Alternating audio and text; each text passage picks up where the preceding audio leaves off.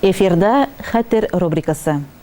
Барыбыз да белүебезчә, бу рубрикада без бүген арада булмаган, вафат булганнарга согыну, юксыну хисләре җиткерәбез. Бүгенге тапшыруда без бар гомерен кешеләр сәламәтлеген саклауга багышлаган Өлфәт Зөфәр улы Хөснетдиновны искә алабыз.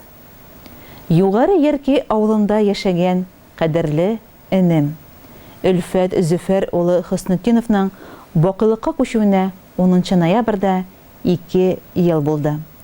Яраткан энем Нәсиха һәм Зөфәр Хөснетдиновларның үрнәкле гаиләсендә дөньяга килә. Югары Яркәйдәге 1-нче урта мәктәбендә белем ала. Бәләкәйдән үк туганым табиб һөнәре белән кызыксынып үсә һәм укуын тәмамлагач, Уфа шәһәренең Башкорт дәүләт медицина университетына укырга керә. Укыган чорында үзенең төркемендә комсорг булып сайлана. Оештырылган чараларда активлык һәм инициативалык күрсәтә.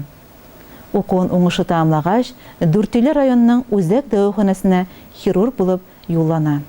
Биредә 1 ел эшләгәч, туган районына кайтып, хезмәт юлын дәвам итә. 1992 елда реанимация бүлеге ачылгач, тәҗрибәле белгечне анестезиолог-реаниматолог булып тәгаенлиләр. 1997-99 елларда әлеге бүлекнең мөдир вазифасында башкара ул.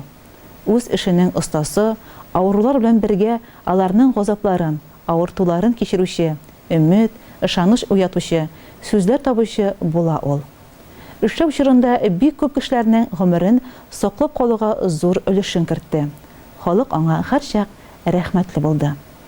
Гомеренең 30 елын район халкының сәламәтлеген саклауга багышлаган чын табиб булды ул.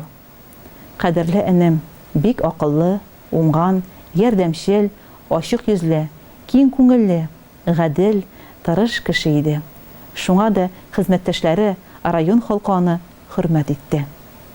Аның юклыгына күңелем һич ышанмый, сагынып, юксынып искә алам. Кадерлемнең авыр туфрагы җиңел, урыны оҗмахта булсын. Һич китмисең минем күз алдымнан, син тересең минем күңелдә. Минем кайнар йөрәк типкән чакта, син булырсың аның түрендә. Тормыш сүнми дәвам итә. Син генә юк, әрни яралар. Искә алып сине яхшы яктан онытмасын иде белгәннәр. Син яшәргә тиеш идең дә бит, тәкъдирләргә юк шул чарасы. Сине югалтудан авыр хәл юк. Һич төзәлми йөрәк ярасы. Иртә киттең безнең арабыздан. Югалтулар авыр һәр чакта.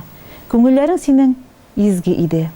Урыннарың булсын оҗмахта. Сагынып, апасы Сәкинә.